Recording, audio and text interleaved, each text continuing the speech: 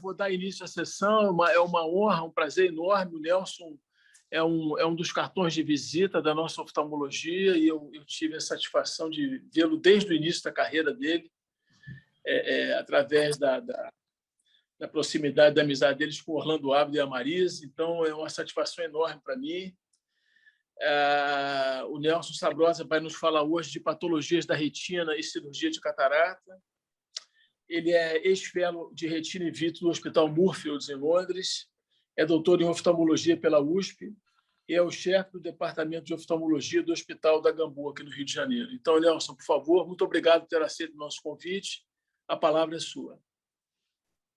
Boa noite, gente. Mais uma vez aí agradeço muito a Valéria, a você, Almir, pelo carinho e pela consideração, pela amizade aí que a gente tem. É uma honra também estar aqui participando de mais um evento aí do Copstar, né? Esse evento que você, de forma fantástica, começou, né, há alguns anos e cada vez mais, crescendo mais. E mostrando.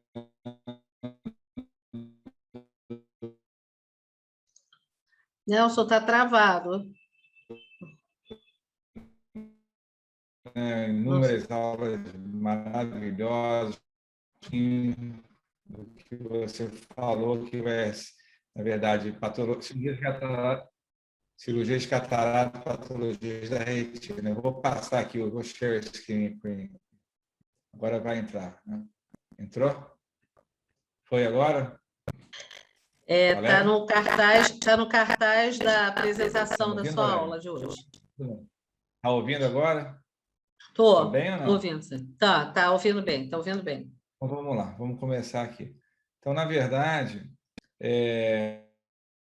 tema ia ficar um pouco grande para ficar no cartaz, mas, na verdade, com algum compromisso refrativo. Né? O planejamento da cirurgia de catarata com compromisso refrativo dos pacientes portadores de algum tipo de maculopatia. Tá? Eu não tenho nenhum conflito de interesse nessa aula. É uma introdução que eu acho que a gente não precisa perder tanto tempo aqui, que todo mundo conhece muito bem, né? Anatomia dos olhos. E quando a gente fala de patologia de falar aqui, né? A gente, quando o paciente que vem ao teu consultório de catarata, a gente sempre se depara com situações como essa. Paciente com descolamento de retina, retinopatia diabética, membranas epiretinianas, buracos de mácula, PVR, que são a proliferação vitreoretiniana, que são retinas de rede escola, fibrose na retina, pacientes com trauma, com um corpo estranho, o próprio trauma contuso, rasgões gigantes, pacientes já foram operados previamente, voltam para poder retirar o óleo de silicone, e outras situações, vamos dizer assim, mais clínicas, como pacientes com degeneração macular relacionada à idade, seja ela forma molhada, seca ou molhada, pacientes com edema macular diabético. Hoje em dia a gente vê muito esse tipo de paciente, tanto paciente diabético como degeneração macular relacionada, que vem para a gente para fazer injeção intravítrea, às vezes tem catarata associada, que tem a catarata, vamos dizer assim, como uma doença associada também presente nesses pacientes. Eu vou tentar ter aí que estão em negrito, que é o descolamento de retina, diabetes, a membrana épia, e paciente com degeneração macular ou edema macular diabético que são submetidos a algum tipo de injeção intraocular. Hoje em dia é diferente, talvez até de quando eu comecei, eu fiz residência na Unicamp, isso em 97, 95, 94 que eu comecei lá, terminei em 97, foi quando eu fui para a Inglaterra. A gente pensava em alguma patologia da retina e pensava, vamos dizer assim, salvar o olho e não pensava na questão refrativa. Hoje em dia, a gente opera um paciente com arco de mácula, uma membrana, e a gente quer que ele venha a ter 100% de visão, quer que volte aos 20/20, e isso acontece. Isso é um exemplo que eu estou botando aí, uma foto de wide field, um paciente que foi operado de descolamento de retina. A foto de cima tinha e já sem o gás, a gente vê que foi operado de retina e a gente pensa também na recuperação da visão 20/20. A gente é um paciente que tem o potencial de peixe, mas 20/60, pacientes com muita metanopsia, com queixa. É importante, chegou a gente um buraco não tão grande, um buraco de estágio 3, e a gente cirurgia combinada, a gente faz a cirurgia da catarata junto com a cirurgia da retina, e o paciente recupera a visão para 20 anos. O que a gente pode falar de excelente todo, né, para poder ter essa diferença, vamos dizer assim, de planejamento, de exames pré-operatórios que a gente consegue fazer e determinar se o paciente vai ter uma melhora da visão ou não. Então, tudo isso vem agregando muito valor, vamos dizer assim, na melhora e no resultado final desse paciente. Inovações em técnicas cirúrgicas, em aparelhos. Tá? Então, hoje em dia, eu voltei para lá, fiquei mais um ano e meio fazendo só a parte de cirurgia de retina. Tinha só 3.500 cortes, hoje a gente tem aparelhos para 10.000 cortes, o microscópio era um microscópio maravilhoso, hoje a gente tem até 5 Gauss, 27 Gauss, né, para 20 Gauss. Então, essas mudanças, essas nuances vêm agregando bastante valor para poder a gente melhorar a qualidade, não só da técnica cirúrgica, também como resultado. Hoje em dia, isso é uma foto nossa lá na Gamboa, a gente operando com o aparelho 3, operando o uso para poder operar, e realmente a gente acha que vem somando bastante valor, principalmente no ensino, que todo mundo compartilha, vamos dizer assim, do mesmo momento que o cirurgião está fazendo, a gente consegue corrigir erros, dar palpites, visus, então tudo isso vem agregando muito valor no resultado final do paciente. Os corantes também, aí a gente tem um corante usado para fazer a cápsula rex, a gente também tem os corantes que a gente usa na retina. Pode esperar da cirurgia, né? Não só o paciente, mas o tome, que é muito importante, seja no descolamento de retina, no buraco de macro, mas a gente também pensa na reabilitação visual, né? O 20/20, o tão sonhado 20/20, é importante, né? Não só a questão quantitativa, como qualitativa, para poder esse paciente ficar satisfeito com a recuperação da visão total, melhorando, vamos dizer assim, a qualidade de vida dele. Algumas perguntas são feitas, né, para a gente, mesmo paciente. Quando operar, a gente sabe que um paciente que tem descolamento de retina, a gente quer operar o mais rápido possível, enquanto que o descolamento não seja na macula, porque o prognóstico é muito bom. O paciente tem grande chance de manter o 20/20 dele. O paciente com buraco de mácula não pode ter um buraco mais de 6, 8 meses. A gente sabe que quanto mais tempo tem de buraco, ou de uma membrana retiniana que altera a anatomia final do paciente. Então, o quando operar é fundamental. A gente quer operar logo algumas patologias para poder a gente evitar que esse paciente venha a ter uma sequela, uma perda da visão. Da mesma forma, um paciente com diabetes, por exemplo, a gente tem que segurar bem, né, tratar bem essa maculopatia, são as injeções que a gente faz justamente para poder impedir que você operando com a quebra da barreira, vamos dizer assim, hematocristaliniana, vai aumentar a liberação de fatores inflamatórios com a câmara vítrea, esse paciente com certeza vai piorar o edema macular diabético. Então, controlar bem a doença pré-operatória. Da mesma forma, um paciente com degeneração macular, por exemplo, degeneração molhada, que tem hemorragia, a gente quer secar primeiro isso para poder, eventualmente, você operar depois. Então, quando operar é uma coisa muito importante. O pré-operatório, fundamental, os exames pré-operatórios que a gente faz, a gente vai falar isso, a gente tem uma ideia do prognóstico visual desse paciente. Tem situações que a gente sabe que o paciente não vai recuperar a visão. Então, o pré-operatório é fundamental para a gente poder estimar e dividir com o paciente as possibilidades de melhora que ele vai ter. Cuidado visual pré-operatório é fundamental. É lógico que um paciente que tem um buraco de mácula com acuidade visual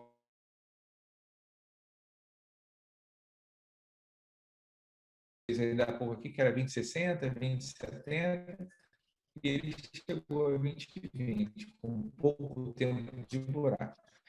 Então, a qualidade visual é fundamental, que isso vai refletir muito na visão final dele.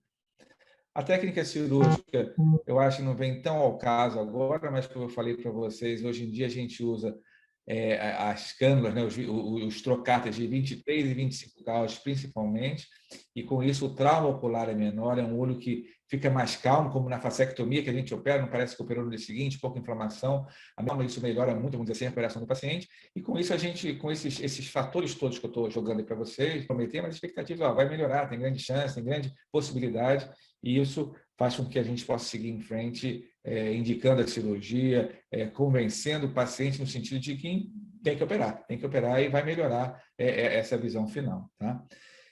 Prestar bem atenção nos pacientes, por exemplo, com edema macular, como eu falei, os diabetes, pacientes que têm diabetes mais avançada, neovasos, rubeose, são casos que a gente sabe que o prognóstico, a possibilidade de melhorar muito é mais reservada. Então, a avaliação pré-operatória é fundamental para a gente poder estimar isso e dividir com o paciente as possibilidades que ele tem de melhora. Da mesma forma, pacientes com degeneração macular, os pacientes com catarata são pacientes mais idosos, que têm mais chance de ter, no caso da degeneração da macula, então é importante a avaliação pré-operatória com exames de OCT, autofluorescência, tudo isso vai agregar valor para a gente poder também passar para o paciente a possibilidade de melhorar ou não a visão e indicar a cirurgia no caso do paciente. Tá? Então, como eu falei para vocês, avaliação clínica, cuidado visual, fundamental. A bimicroscopia, eu gosto muito de fazer bimicroscopia. Às vezes a gente faz a bimicroscopia, tem uma catarata mais ou menos, não é uma catarata tão importante, duas cruzes em 4, por que a visão está tão baixa? A gente faz a bimicroscopia do polo posterior, tem uma baita cicatriz na mácula. Então, a boa bimicroscopia é fundamental para a gente poder estimar e indicar bem a cirurgia e planejar bem essa cirurgia. Um bom mapeamento de retina, às vezes pacientes míopes, automíopes, a gente vai indicar a cirurgia de catarata, tem alguma alteração na periferia, tem degenerações laxas, às vezes não trata, mas tem às vezes rupturas que têm que ser tratadas ou observadas. Hoje em dia a gente vê muito paciente, eu pego muito paciente jovem que vem opera catarata, faz a faco refrativa, e os pacientes têm apresentando descolamento de retina, porque não foi feita uma boa avaliação do pré-operatório, uma boa avaliação da periferia, ou então são pacientes que são míopes, opera, a gente sabe que a cirurgia de catarata dá uma desestabilizada na região da periferia, da base vítrica, e com isso você pode aumentar a chance desse paciente ter descolamento de retina. Então, o mapeamento com uma boa documentação, fazer uma retinografia é fundamental, até para a gente se proteger, vamos dizer assim, legalmente, de que o paciente estava bem e aconteceu depois, mas, enfim, uma boa avaliação periférica com retinólogo para poder a gente ter certeza que pode ser indicada a cirurgia de catarata.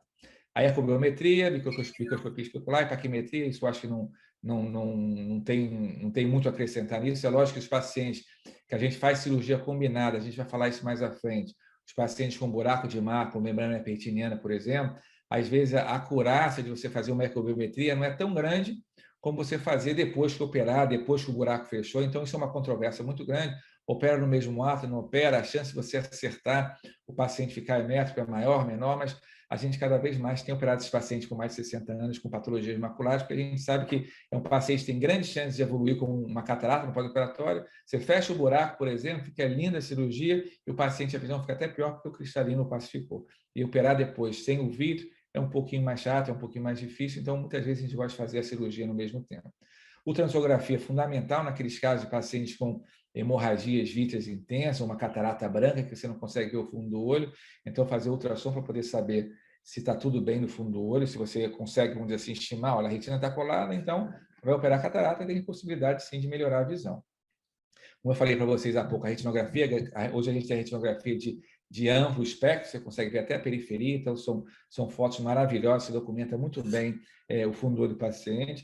Alguns pacientes, por exemplo, com história de uveíte crônica, usuário de corticoide de longa data, o catarata capsular posterior, visão cai, tem que operar, às vezes jovem, você às vezes não sabe como foi essa mácula, você teve muito edema de mácula no transcorrer da atividade da uveíte, então a anjo, às vezes, é importante. É lógico que a gente tem o OCT hoje, mas às vezes o paciente tem uma opacidade cristalina de subcapsular posterior importante, não consegue visualizar bem, fazer um bom OCT. A anjo, muitas vezes, é um exame legal que você consegue ver lá o aspecto petalóide caracterizando o edema macular cistoide. Então, é um outro exame, vamos dizer assim, que a gente pode abrir mão, a gente pode fazer, que ele vai ajudar bastante.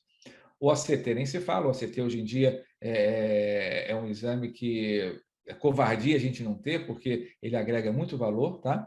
A gente tem a microperimetria também, principalmente nos pacientes com patologias maculares, seja a membrana, seja o buraco, para a gente estimar o potencial de visão que esse paciente pode ter. quanto de escotoma que ele tem absoluto ali no polo posterior, pensando nos implantes de lentes, até as lentes premium, entendeu? Nesses casos, que não é o adequado, mas, enfim, a gente consegue, com a microperimetria, estimar como está a saúde dessa retina, dessa mácula. Tá, o PAN, com certeza, o paciente, às vezes, com uma catarata importante, visão muito baixa, a gente faz o PAN, opa, vai para 20, 25, 20, 30, esse paciente tem um bom prognóstico, então, é um exame também que agrega muito valor para a gente, tá? Aqui eu estou mostrando para vocês, né, a importância dos exames. Você vê a microscopia de fundo, paciente com descolamento de retina, bolhoso, com comprometimento macular. Já a foto do OCT aqui, a gente vê esse OCT, em que a retina está descolada, mas a mácula está no lugar. Então, torna-se o prognóstico muito melhor desse paciente. A gente vai operar, se for fazer uma cirurgia combinada, que não é o que a gente geralmente faz.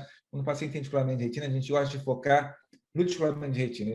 Eventualmente, um paciente com uma opacidade importante, que você não consegue visualizar bem o fundo do olho, você vai ter que fazer a catarata junto para poder colar essa retina, ver bem a retina, para poder fazer uma cirurgia mais segura. E na outra foto, um descolamento de retina em V total, um paciente com catarata branca, ele tinha um descolamento de retina também. Então, isso tudo altera, vamos dizer assim, prognóstico, indicações de tipos de lente que esse paciente vai ser submetido, vai ser implantado, no caso, na cirurgia. Uma retinografia do paciente com drusas, então a visão, às vezes, não bate muito com a visão que ele tem, a catarata não é tão importante, a visão é mais baixa, então está aí, as drusas podem ser a causa dessa baixa visual, então a importância da avaliação, vamos dizer assim, multimodal, né? A bimicroscopia, a gente tem o ACT, tem a retinografia, por isso vai agregar valor e vai dar segurança para a gente, não só indicar, mas estimar o que esse paciente pode recuperar de visão.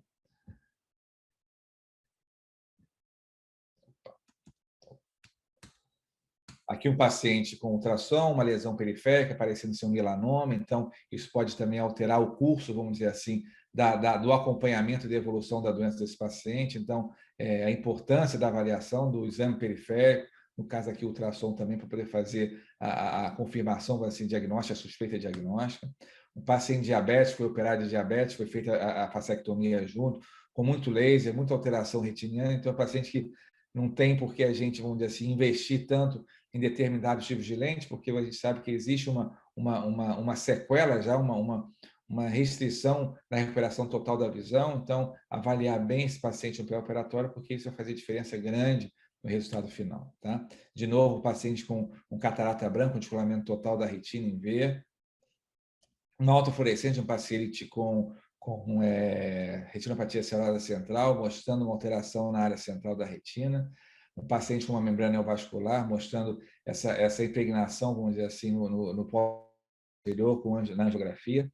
Como eu falei para vocês ainda há pouco, o paciente tinha uma catarata capsular posterior importante, seclusão pupilar, é difícil fazer o fundo de olho dele. A gente uma anjo e a anjo mostrava lá, a visão era baixa, tudo bem pela catarata, mas tinha também esse edema macular para a gente que existia, vamos dizer assim, uma outra conjunto da catarata que comprometia a boa visão do paciente. Hoje em dia, não precisa nem falar, o ACT é um exame, vamos dizer assim, fundamental na avaliação desse paciente, no acompanhamento desse paciente. A gente tem como se fosse uma lâmina de microscopia, né, mostrando todas as camadas da retina. A gente consegue ver onde está a alteração, se são alterações que são permanentes ou não, se esse paciente tem potencial de melhorar a visão. Então, com certeza, o ACT tem muito valor no acompanhamento, na decisão, vamos dizer assim, cirúrgica desse paciente. Tá? Está aqui, mais uma vez, um ACT, um paciente com buraco grande, os buracos com as bordas, visão muito baixa, é um paciente que tem um prognóstico mais para melhora da visão. Então, na hora da indicação cirúrgica da catarata, a gente sabe que existe uma grande chance do paciente poder até fechar o buraco. Os buracos, né, a gente sabe, a literatura fala que 90% das vezes a gente consegue fechar o buraco com uma cirurgia, 10% não. Esse já é um buraco, além de grande, com essas bordas achatadas, torna um pouco mais difícil o fechamento. Enfim, a visão já é baixa, o prognóstico visual final mais reservado. A gente tem aqui o OCT, um paciente do lado esquerdo, um paciente com uma degeneração macular relacionada à idade, com fluido subretiniano. Então, tratar primeiro isso, cuidado, a gente sabe, operando a catarata, existe risco dessa lesão, vamos dizer assim, na mácula aumentar, piorar. Se a catarata for muito importante, a gente vai ter que até operar para poder acompanhar melhor essa retina. A gente, às vezes, opera o anti-VEGF, o anti-angiogênico muito operatório. Do outro lado, o paciente com diabetes, bastante cisto, tem que tratar primeiro esse cisto antes de operar, porque a gente sabe que operando, a gente pode piorar mais essa diabetes e vai dificultar a melhora da visão desse paciente. Aqui foi num congresso que a gente teve no passado, ano retrasado, foi lá na Grécia, o Floresta, um paciente com buraco de mácula, um buraco relativamente grande, com borda chata também, mas como eu falei para vocês, dado 90% de chance de fechar o buraco, esse buraco é um buraco que não estimava, vamos dizer assim, grande chance de fechar, a gente conseguiu fechar o buraco e o paciente cirurgia combinada, a gente acabou optando por fazer só cirurgia da catarata. Foi durante o congresso de cirurgia ao vivo, a gente quis fazer uma coisa mais direcionada para a retina. Vocês, cada vez mais pacientes com mais idade, com cirurgias de mácula, a gente opta em fazer a cirurgia combinada, porque isso já resolve. Chegando a esse ponto de escolher as multifocais, trifocais, históricas, monofocais, qual seria a melhor lente de paciente? A gente sabe que existem tipos diferentes de lentes. Hoje em dia, a gente quase não vê mais as lentes siliconadas, são as lentes acrílicas mesmo, as monofocais, as históricas, as acomodativas, as multifocais.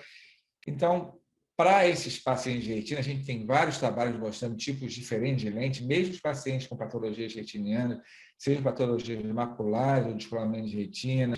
A gente tem estudos mostrando e trabalhos mostrando diversos tipos de lentes, sejam elas as lentes premium ou as lentes monofocais, mas a gente tem cada vez mais visto, né, no nosso dia a dia, no nosso dia a dia de trabalho, consultório, paciente nosso, a gente tem dado preferência às lentes monofocais e às históricas também. A gente pode corrigir o astigmatismo. Eu acho que as lentes multifocais ficam mais reservadas para situações, vamos dizer assim, que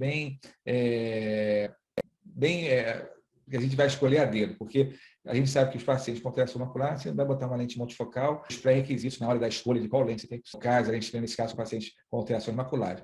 Porém, como eu falei para vocês há pouco, existem casos e casos, a gente acaba podendo, vamos dizer assim, conversar com o paciente e fazer, tem coisa de 2 meses, uma paciente nossa com descolamento de retina, alta míope, operou, ela queria uma lente trifocal, foi uma paciente com descolamento de retina com mácula aplicada, a gente fez a cirurgia, botou depois da retina ter colado, depois de 2, 3 meses, operou a catarata, botou uma lente trifocal, ela está ótima, mas não tinha comprometimento macular. Então, como eu falei para vocês, são casos pontuais em que a gente vai poder decidir em adaptar algum tipo de lente desse tipo.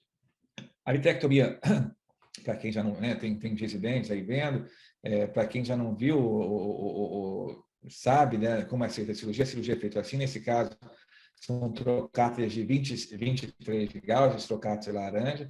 A gente tem 2 incisões superiores, uma para entrar com vitreófilo, que é o que corta e aspira o vítreo, e a outra para iluminar o que a gente está fazendo, e na outra entrada tem a infusão para poder manter esse olho com tônus preservados. Os aparelhos hoje em dia controlam a pressão, então são aparelhos que ajudam, como eu mostrei lá no começo para vocês, agregam muito valor na segurança da cirurgia para poder a gente restabelecer da melhor forma possível a visão do paciente no final. Tá?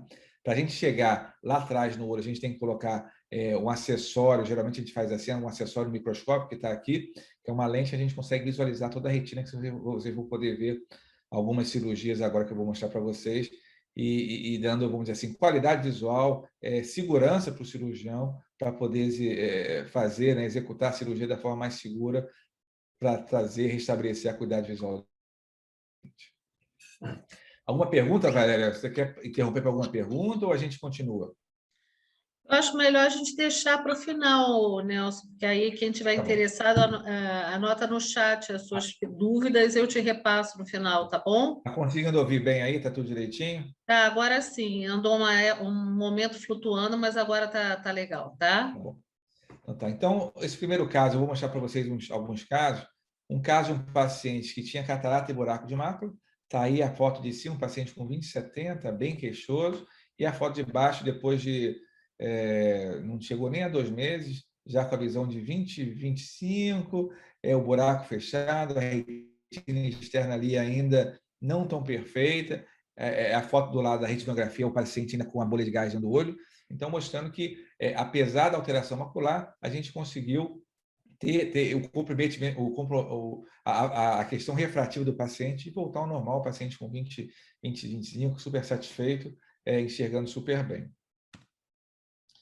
Esse próximo caso, um paciente com retinopatia diabética, então, nesse caso, não tem por que a gente investir numa lente, vamos dizer assim, premium, ou é um paciente que a gente vê, pelo aspecto do fundo do olho, existe uma limitação muito grande, é uma retina isquêmica, apesar de ser um olho único, mas é uma retina isquêmica, bastante alteração macular. A gente está fazendo aqui a técnica que a gente chama de bimanual, que a gente segura uma pinça numa mão e a tesoura na outra mão e vai fazendo esse peeling, vai fazendo essa dissecção. Tem uma iluminação acessória para poder iluminar o olho, está na parte superior do vídeo. Então, nesse caso, a gente acaba, não tem por que a gente investir, vamos dizer assim, numa lente, numa super lente, porque é uma retina, é um olho com prognóstico visual muito reservado, diferente do caso anterior que eu mostrei do buraco de mácula, mas mesmo assim, no buraco de mácula não tinha por que a gente pensar numa lente, vamos dizer assim, multifocal para o paciente, era uma lente monofocal. A mesma coisa, esse peeling de forma bem segura, vou adiantar um pouquinho.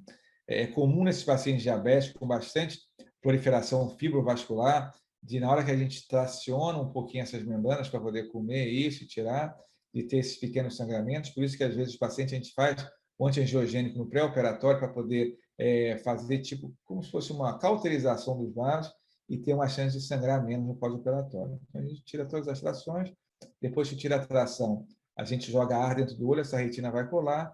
O paciente diabético é quase sempre igual a fazer um laser 360, justamente para poder diminuir o estímulo angiogênico, né, de liberar mais fator de crescimento endotelial vascular, o VEGF, que é o que leva à produção de neovasos e o comprometimento do olho. Um paciente que tinha uma visão de percepção de luz só, um movimento de mão, chegou a um 20/800, ficando super feliz, é olho único que a gente consegue melhorar.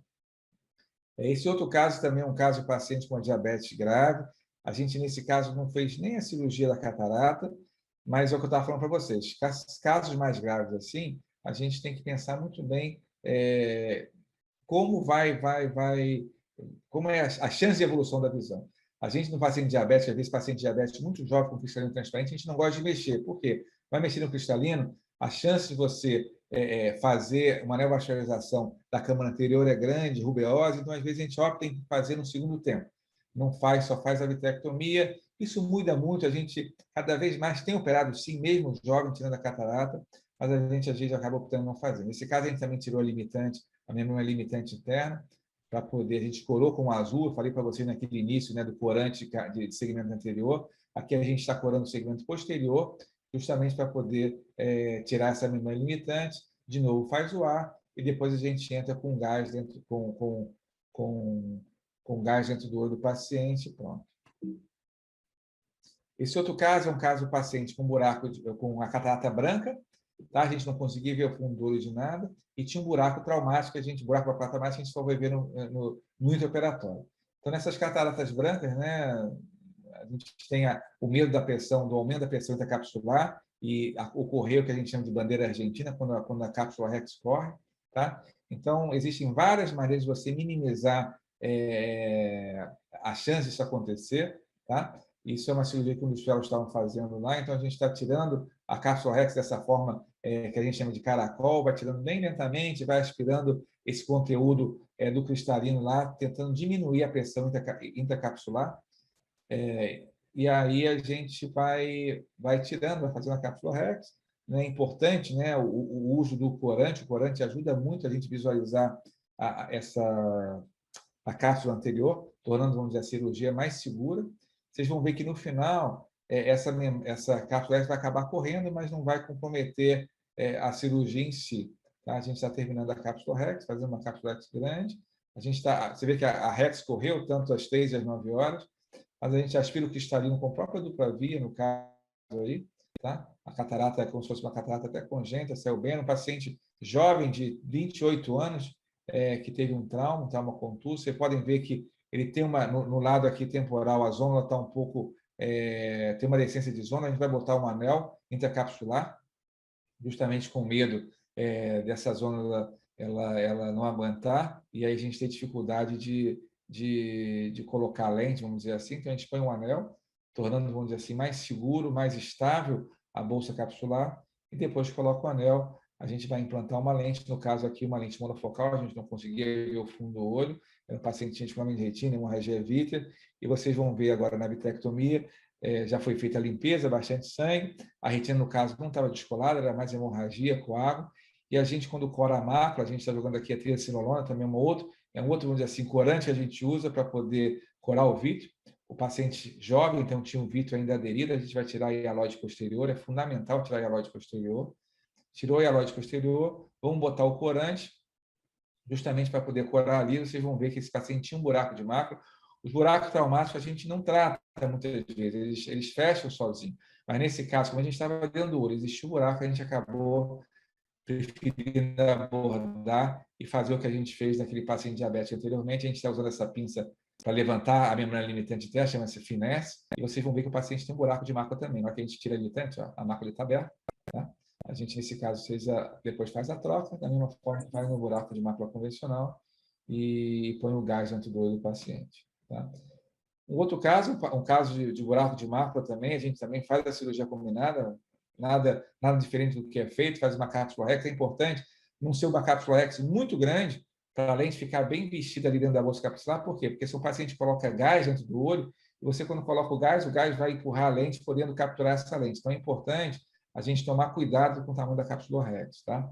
A gente está fazendo aqui uma técnica, hoje em dia tem várias técnicas e maneiras de você abordar buracos grandes. A gente, nesse caso, acabou optando em fazer o que a gente chama de flap invertida. A gente vai levantar vários flaps da limitante e vai jogar por cima do buraco para ser tipo servir de, vamos dizer assim, de assoalho para o estímulo glial para poder crescer ali as células e fechar esse buraco. Vocês vão ver no ACT final desse paciente. Eu acho que tem nessa foto aqui o ACT final. Que a gente faz essa limitante, a gente tira assim, deixa ali em cima, não tira toda como a gente geralmente tira, como vocês viram nos exames nas fotos, nos filmes anteriores. Aí aqui a gente vai fazer a troca fluido-ar. É importante que esse flap que ficou invertido fique ali por cima, a gente ajeita um pouco com o vitreol para ele poder ficar ali. Eu não tenho a foto aqui, mas são pacientes que o buraco fechou, é lógico que ele tem alteração na retina externa, mas fechou o buraco. Paciente com catarata branca, a gente não consegue ver o fundo do olho, então a importância de você fazer aqueles exames pré-operatórios que eu falei para vocês, principalmente nesse caso, ultrassom. Mesma coisa que a foto que o filme anterior, a pressão intracapsular aumentada. A gente tem medo dessa rex correr e você perder, vamos dizer, essa cirurgia. Então, nesse caso também, a gente faz aquela técnica do caracol, vai fazendo a cápsula bem pequena e vai aumentando, e nesse tempo que você vai aumentando, você vai aspirando esse conteúdo do cristalino para poder diminuir essa pressão intracapsular e, com certeza, diminuir a chance dessa cápsula rex correr, comprometendo o resultado final da cirurgia. Então, a gente faz essa cápsula rex em caracol, a gente corta ali com a Havana para poder ficar mais fácil da pega dessa pega na cápsula anterior, tá? Chegando lá num bom tamanho, eu vou adiantar um pouquinho. A gente chega lá numa rex de bom tamanho, aí tudo a mesma coisa. Esse paciente tinha óleo de silicone dentro do olho, tá? A gente vai fazer a faco, vocês vão ver que a cápsula vai tender a vir para cima do faco, o brilho meio diferente, porque tem óleo de silicone lá atrás. Um paciente foi operado de retina, ficou com óleo, e a gente faz a cirurgia de catarata e tira o óleo no mesmo tempo, como vocês vão ver nesse próximo caso que eu vou mostrar para vocês. Então, catarata branca, pós-descolamento de retina, o paciente com óleo de silicone, foi feita a faco, botado a lente, e depois, no mesmo ato cirúrgico, a gente tira o óleo de silicone, tá? Que é o que vai acontecer, por exemplo, nesse olho, um paciente também operado, esse óleo de silicone emulsificou, dá esse aspecto feio, né? Parece ter uma endoftalmite, parece pus dentro do olho, mas na verdade não é. É óleo de silicone emulsificado, em que a gente tem que tirar o óleo para visualizar o cristalino, no caso, e fazer a facectomia. Então, aqui a gente está tirando óleo com o próprio BSS, o óleo todo emulsificado. Existem dois tipos de óleo no mercado, óleo de 1.000 centistokes e óleo de 5.000. O óleo de 5.000 ele é mais puro, mas são óleos que a gente coloca em situações mais extremas de retina, né, com chance de rede escolar, óleos que a gente não quer operar, então a gente põe de 5.000 para poder demorar mais a emulsificar. Esse óleo é óleo de 1.000, ele emulsificou depois de algum tempo, eu não sei precisar para vocês quanto tempo tem, é uma cirurgia já feita há um bom tempo essa, mas é uma catarata importante. A gente faz a fasectomia, depois de ter feito, né, tirou o óleo da cama anterior, faz a fasectomia, a gente vai implantar a lente, depois de implantar a lente, a gente vai tirar o óleo da câmara posterior. Vocês vão ver eu tirando o óleo. Tá? A gente está implantando a lente e depois tira o óleo lá da câmara vítreo. São pacientes, às vezes, que têm alteração de pressão, a pressão desse paciente é alta, às vezes o paciente já tem dano no nervo, paciente tem alteração zonular, então, são pacientes, vocês vão ver mais à frente, que a gente faz a cirurgia, depois da vitrectomia, às vezes tem decência de zono, você não consegue botar lente, tem que pensar em fixação escleral, enfim. A gente vai poder mostrar isso já para vocês. Depois tirou a catarata, a gente vai entrar na câmara vítreo e vai tirar o óleo, vocês vão ver o óleo aqui saindo na seringa, o óleo está saindo todo, também bem viscoso, né? Bem emulsificado. E com isso a gente vai poder visualizar a retina, vocês vão ver agora lá atrás, a retina está coladinha, bonitinha, o nervo óptico um pouco pálido, e aí o paciente recupera alguma coisa de visão, melhora, vamos dizer assim, a qualidade visual dele. E, de novo, no caso desse, a gente consegue ver o fundo do olho, não tem por que você inventar nenhum em relação à lente intraocular e à lente mais simples, a monofocal, para tentar trazer alguma visão de volta para o paciente. Esse paciente, às vezes, não consegue fazer a medição da ecolometria, a gente pode seguir pelo olho contralateral, ou então fazendo ultrassom, no ultrassom A, a gente tentando estimar o tamanho do olho com a ceratometria e ver que lente você pode botar nesse paciente. Tá? E no paciente afásico, paciente, como eu falei para vocês aí, que a gente faz a cirurgia, o que chega para a gente com trauma, não tem cristalino, você não tem bolsa capsular, o que você vai fazer? Como é que você vai botar a lente? Vai fixar a lente? São as lentes acrílicas, monofocais, 3 peças, tem a lente de artesã, tem a lente de 3 peças, você pode fazer a técnica de Armani, fixação escleral. Particularmente, quando eu terminei o meu fellow na Inglaterra, isso em 2008, lá o departamento de retina só colocava lente de câmara anterior. Eu botei muita lente de câmara anterior nesse paciente, mas a gente sabe que a lente de câmara anterior, muitas vezes, né, levam, né, a síndrome UGH, de uveites, glaucoma e fêmur. A gente já teve alguns pacientes que tivemos que retirar a lente porque levou a descompensação de córnea e complicações na qualidade visual do paciente. Então, a gente tem que tomar cuidado com essas lentes. E hoje, com a tecnologia da lente no local, vamos dizer assim, no local mais anatômico, diminuindo as complicações que esse paciente possa ter. Tá? Então, vocês vão ver aqui, essa é a lente de artesã, para quem nunca viu, uma lente que é clipada, a gente clipa na íris, é uma lente bem legal, a gente pode botar no espaço anterior à pupila, ou pode botar reto pupilar também. Tá? Então, vou mostrar para vocês uma cirurgia que a gente fez, tem alguns anos a cirurgia, um paciente que foi operado de descolamento de retina. Quando eu fui operar a catarata dele, teve uma decência de zono, não consegui nenhum, eu tive que deixar ele afásico, e a gente voltou com ele para o centro cirúrgico depois de algumas implantou essa lente artesã, a gente faz uma incisão mais escleral, um túnel escleral, a gente coloca a lente lá em cima da íris, a pupila, a gente, no caso aqui, usou a infusão da parte posterior, você tem infusão, mas com o paciente já era vitrectomizado, ia ser difícil, então a gente posiciona a lente, na verdade, a lente a gente clipa 3, 9 horas, então eu vou rodar essa lente lá dentro do olho, é uma cirurgia tecnicamente, tá? A gente vai rodar essa lente, rodei essa lente, botei na posição. Vocês vão ver no próximo vídeo que essa lente está ali. A gente, com o próprio cincho e uma pinça, a gente consegue puxar essa íris para cima dessa abertura, dessa chanfradura que tem na lente, e você fica com a lente bem fixada nessa posição. Eu vou adiantar aqui para vocês verem. Então, a gente está aqui, ó. A gente faz essas paracenteses laterais, no caso, tá? E a lente está bem fixada. No caso aqui, a gente fez uma iridotomia também. Tá?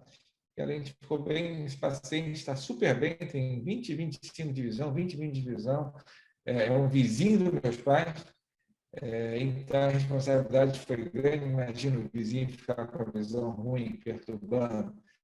Então, a gente botou essa lente de artesã, ficou super bem. Tá? Isso já tem, a gente está ótimo. E foi uma opção na época que a gente teve para poder trazer de volta a visão do paciente. Tá? Hoje em dia, a gente tem feito muita técnica de Armani, uma técnica bem legal. A questão toda é que esse paciente não tem mais o suporte vítreo, tem a chance dessa lente ficar um pouco tiltada. Tá? Mas a gente consegue, a gente já operou alguns casos lá na Gamboa, os pacientes ficam ótimos, excelentes, e fica muito bacana. É uma cirurgia bem elegante, uma cirurgia rápida. A gente entra 2,5 milímetros do limbo ali. Essa agulha é uma agulha de 27 graus, Eu vou mostrar para vocês depois uma agulha de 31 graus que a gente comprou agora, e também a gente consegue fazer a cirurgia de uma forma bem mais segura e fácil.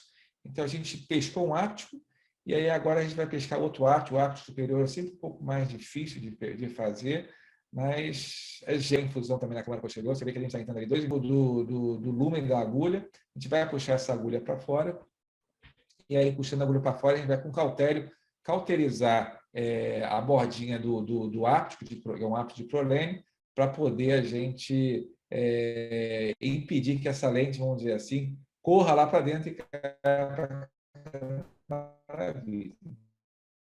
A gente puxou com cautela, a gente vai lá, queima um pouquinho da pontinha só, então já não, com isso a lente já não vai correr mais. Está ali bonitinha no eixo, bem, né, a gente puxa o outro lado, mesma coisa do outro lado, faz o cautério, e vai ficar essa lente bem estável ali. Não precisa dar ponto nem nada, a própria conjuntiva vai ficar por cima, deixando esse paciente bem. Tá? Isso aqui é um caso lá, que a gente fez agora na Gamboa também, o paciente teve um trauma. Eu estou mostrando esse vídeo, que é justamente como a gente vê. A gente entra com essa agulha de 31 graus, a gente põe a agulha dos dois lados, às 3, 9 horas, mais ou menos a 2,5 do limo. Tá? Então, a gente agora... Então, pegamos lá a agulha entrando, mesma coisa, botando o áptico dentro do lume da agulha, vai puxar. O que a gente puxa, a gente vai trazer para a parte externa do olho. Tá? Troco externo do olho, a gente vai com um cautério de pilha, e vai cauterizar a bordinha para poder entrar.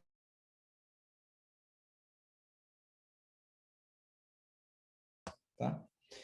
Então, né, para a gente, vamos dizer assim, finalizar e poder discutir alguns assuntos que vocês quiserem, a avaliação clínica é super importante, a boa avaliação clínica é importante para a gente poder não só correr atrás da melhor técnica cirúrgica para o paciente, com a melhor escolha de lente, com um prognóstico, vamos dizer assim, mais ou menos elucidado para o paciente, uma expectativa que a gente pode criar para esse paciente, podendo estimar quanto de visão que ele vai poder melhorar. Então, a avaliação clínica no pré-operatório é fundamental. A avaliação oftalmológica, né, os exames complementares, como a gente bem documentou e citou no início da aula, né, com uma boa biomicroscopia, às vezes, né, os exames complementares como o ACT, a paquimetria, microscopia especular, paciente às vezes de trauma, que tem perdas endoteliais importantes, então fazer uma boa avaliação no pré-operatório, como eu falei para vocês, a microperimetria, então são exames que só vêm a somar para a gente, justamente para a gente poder operar esse paciente com segurança, estimando uma grande melhora da visão dele, né? Sendo bem realista, bem pé no chão em relação ao que ele pode melhorar.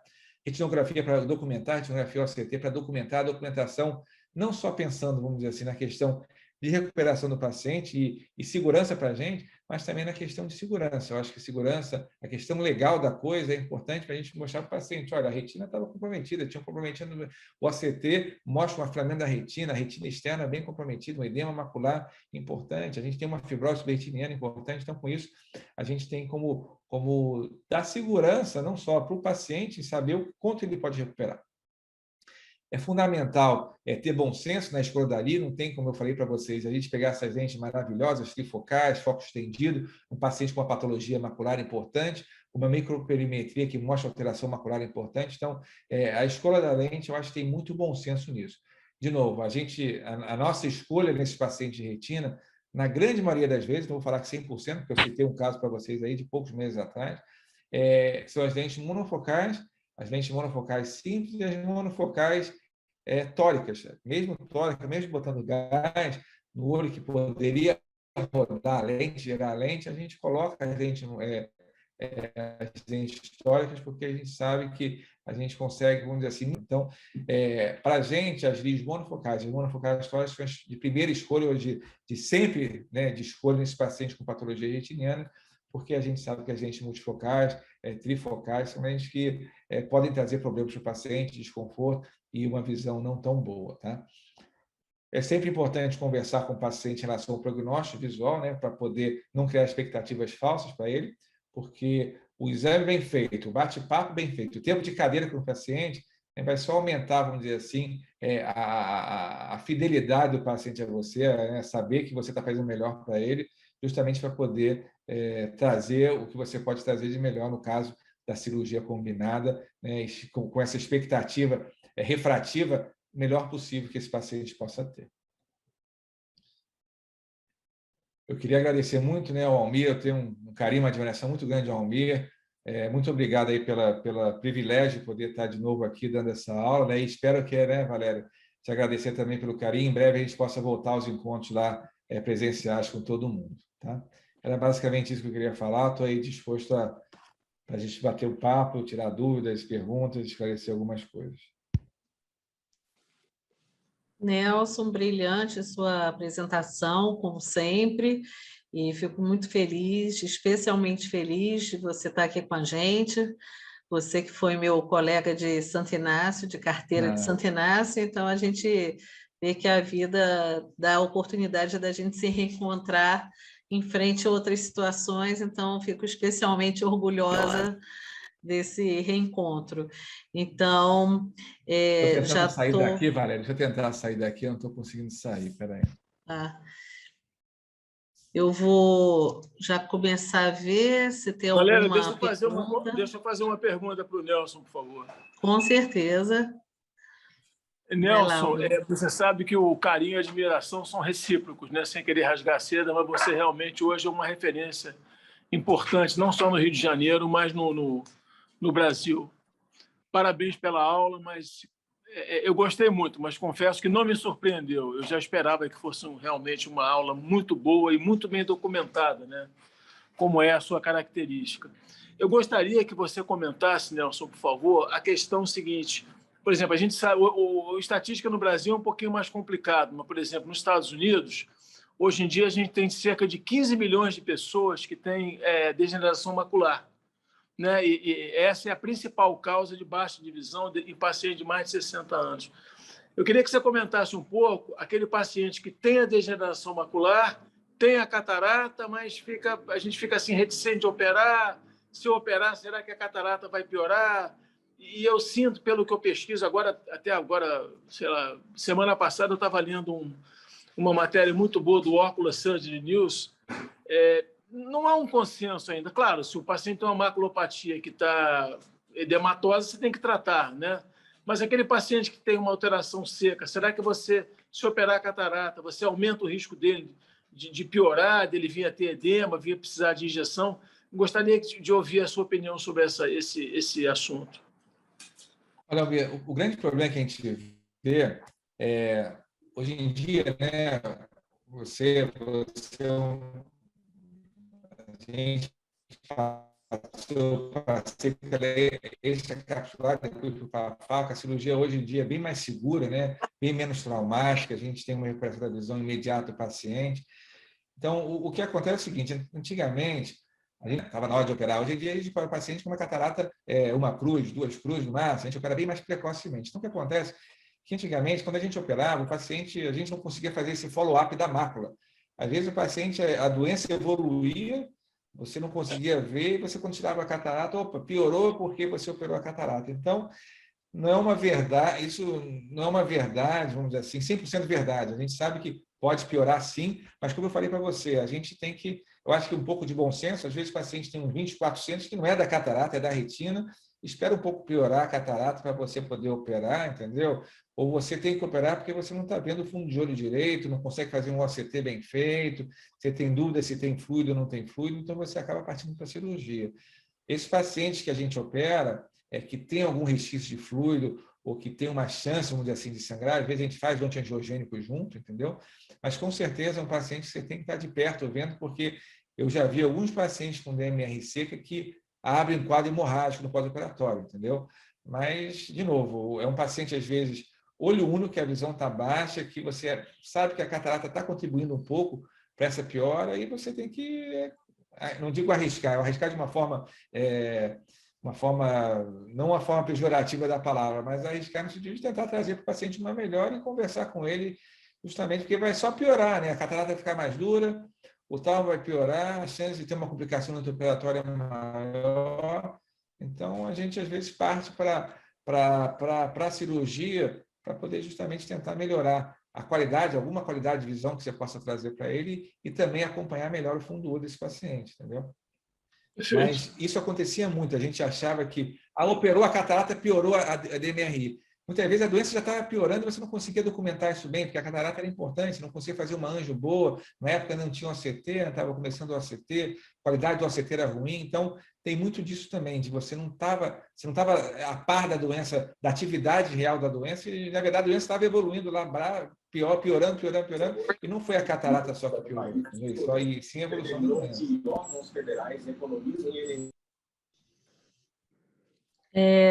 Alguma outra pergunta de alguém no chat? Se alguém quiser se manifestar e colocar alguma pergunta, pode ficar à vontade. Eu ia só te perguntar uma coisa, Nelson, você citou microperimetria, você tem pedido com alguma frequência? Como é que você está direcionando mais esses casos que você citou aí de microperimetria?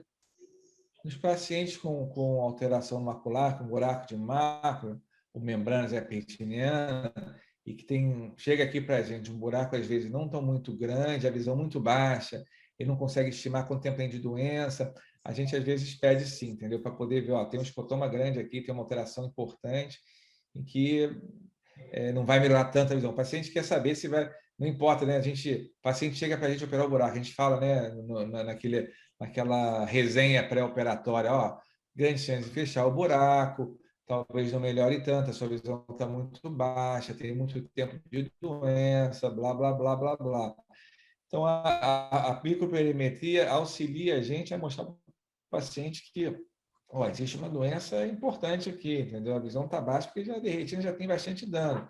E, de novo, né, porque eu falei agora há pouco, dá para você um pouco mais de respaldo, não só para indicar, e também em relação ao resultado final da cirurgia. Às vezes, você opera, você fica todo contente, fechou o buraco, a visão do paciente está 20/100, não melhorou nada, mas não melhorou nada. O ACT até mostrava uma alteração lá da retina, mas, enfim, a microperimetria auxilia muito nesse aspecto, entendeu?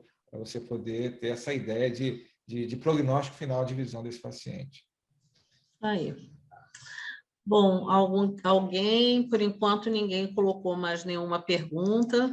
Seus vídeos foram fantásticos, suas imagens fantásticas, adoramos, porque realmente é uma abordagem assim, muito ampla e a gente tendo essa Deixa eu fazer mais um comentário, melhorou. Valéria. Deixa eu fazer mais um comentário em relação ao que o Nelson disse, que eu achei muito próprio e muito bem colocado. Eu acho realmente que nesses pacientes, Nelson, pelo risco, sempre que há de progressão, né, quanto mais o paciente vive, há sempre um risco de progressão, eu acho sem dúvida que a gente deve evitar lente, colocar qualquer tipo de lente, qualquer multifocalidade, porque, sem dúvida, numa situação em que a maculopatia progride, a gente não tem bola de cristal, é muito melhor o paciente ter uma lente monofocal do que multifocal para a qualidade de visão dele, sem dúvida. Eu acho que você colocou muito bem, como sempre. Valéria, Sérgio Fernandes. À vontade, Sérgio. Pergunte aí. Tudo bom? Fique à vontade. Tudo bem, tudo ótimo. Sérgio, tudo bom, Sérgio? Tudo ótimo, tudo bem. Bom, a pergunta que não quer calar é a seguinte. Um paciente tem uma cicatriz num olho que você diagnostica que foi por degeneração macular úmida, né, em fase cicatricial. O outro olho dele está formando uma catarata, ele está com 20/50 de visão, J3, e você tem a seguinte dúvida. Vamos operar a catarata e tentar melhorar a visão? Ou essa cirurgia de catarata pode propiciar uma abertura de um quadro úmido, numa degeneração macular úmida, como aquele teve no outro olho? Os trabalhos são muito controversos, né, sobre esse aspecto. O que o Nelson pensa sobre isso? Sérgio, prazer falar contigo. Obrigado aí pela presença. Eu acho que a sua pergunta é extremamente pertinente, vai de encontro um pouco com o que o Almir estava falando no começo. Eu acho que aquele negócio, né? Eu acho que a relação médico-paciente nessa hora é fundamental para a gente saber do paciente quanto que está piorando a qualidade de vida dele, né? Se está com a dificuldade, se ele dirige, ainda está com dificuldade de dirigir, se é um paciente que está com dificuldade de ler, o trabalho dele está piorando, será que esse 20/50 para ele é bom, não é bom? E aí conversar para poder atuar. A gente sabe que pode sim piorar, é bem controverso, como você falou, e foi o que eu comentei com o Almir. A gente antigamente não fazia cirurgia, deixava a catarata piorar, será que foi a catarata que piorou a degeneração macular ou já tinha doença em atividade, correndo durante o tempo, entendeu? Então, acho que não existe uma resposta única para isso, tem uma receita para isso. Acho que vai depender muito do paciente e sabendo que pode correr o risco não só pela cirurgia também, mas também pela evolução da doença, entendeu? Então, eu converso muito com que consegue fazer tudo o que ele faz. Eu, de repente, espero, vamos ver daqui a 6 meses, me diga se no seu dia a dia você está com dificuldade, se houve piora na sua qualidade visual, é uma coisa que a gente não consegue, vamos dizer assim, estimar. Às vezes o paciente tem uma visão de 20, 40, 25 anos, mas a qualidade dele é péssima, não consegue fazer nada. Então, são casos que a gente vai ter que ter a coragem, né? Unir, dar mãos ao paciente, vamos operar para a gente tentar melhorar isso, entendeu? Porque deve estar ruim para ele. Mas, de novo, eu tento sempre mostrar para o paciente como ele está. E volta daqui a uns 2, 3 meses, me fala se no seu dia a dia, no que você faz, está ruim, está difícil, não está, isso é um pior. O paciente, às vezes, vai ficando mais idoso, a gente pode, talvez, melhorar um pouco a qualidade visual dele, de vida dele, e partir para fazer a cirurgia, entendeu? Mas, de novo, acho que não existe uma resposta única para isso, porque o paciente, às vezes, tem medo, o paciente já está com medo, não vou operar, não quero operar, então você, né, utiliza o bom senso, não opera, vamos esperar, deixa ele chegar para você pedindo para operar, né? Então, é mais ou menos a minha abordagem com o paciente. Eu tento entender um pouco ele para poder tomar a decisão, entendeu?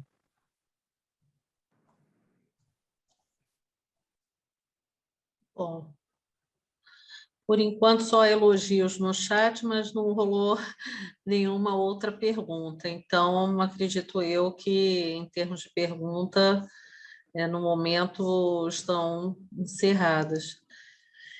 Almir, quer dar a palavra final? Vou deixar para você terminar. Vou só dizer que eu agradecer mais uma vez ao Nelson. E só lembrar, né, que quando o Flávio Cury e o Pantoja, né, nos convidaram há 3 anos para a gente coordenar as sessões de oftalmologia, a gente procurou e tem procurado fazer sempre o melhor possível. Cada mês é um novo desafio, porque no mês anterior, palestras brilhantes, né? A gente manter esse nível realmente é muito difícil, mas a gente está sempre empenhado em trazer profissionais do gabarito do Nelson, que tem conhecimento da matéria, que tem experiência e que sabem passar esse conhecimento deles de uma maneira muito, muito didática e muito sincera e muito honesta. Então, eu só tenho a agradecer. Nelson, muito obrigado. Esperamos contar com você em outras oportunidades. E vou deixar você terminar, Valéria, por favor. Bom, faço as palavras do Almir e já peço a todos que coloquem na agenda, dia 22 de setembro, a nossa próxima reunião. Nós vamos contar com a presença ilustre do Dr. Rubens Belfort Neto, que é uma sumidade em oncologia ocular. Com certeza será uma aula espetacular, e então esperamos a todos e contamos aí com a presença e divulgação do nosso evento. Queria mais uma vez agradecer ao Nelson pelo brilhantismo aí da aula, que não é surpresa nenhuma, e a ajuda do dia a dia que a gente tem dele, que é preciosa. Nelson, então, até a próxima, você, como sempre, brilhante. Valeu. Adorei estar junto com você. Galera, grande beijo aí, tá? Parabéns. Beijo, aí. Obrigado. Obrigado, Nelson. Boa noite a todos Tchau. e até a breve, próxima. tá? Boa noite, meus colegas. Obrigado. Valeu. Até a próxima. Valeu.